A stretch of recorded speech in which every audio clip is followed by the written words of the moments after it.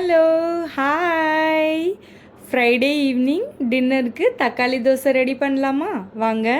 First நம்ம 2 medium size தக்காளி எடுத்துக்கலாம். அதை கட் பண்ணி எடுத்துக்கோங்க. இதை நம்ம ஃபைன் பேஸ்ட்டாக தான் அரைக்க போகிறோம். கட் பண்ண தக்காளி ஆட் பண்ணிக்கோங்க. அது கூட 2 வரமிளகா, 5-6 பல் பூண்டு, இது எல்லாமே நல்லா ஃபைன் பேஸ்ட்டாக அரைச்சி எடுத்துக்கலாம். அரைச்ச பேஸ்ட்டை எடுத்து வச்சுருக்க மாவோடு கலந்துக்கோங்க. இப்போது தோசைக்கு காம்பினேஷனான சட்னி பார்க்கலாமா? கொத்தமல்லி, 2 தக்காளி, ஒரு சின்ன ஆனியன், 2 பச்சை மிளகா, ஒரு வரமிளகா சேர்த்துக்கோங்க. எண்ணெய் சூடானதும் கொஞ்சமாக கடலைப்பருப்பு, அதோட உளுந்து, எடுத்து வச்சுருக்க காஞ்ச மிளகாவும் பச்சை மிளகா ஆட் பண்ணிக்கோங்க.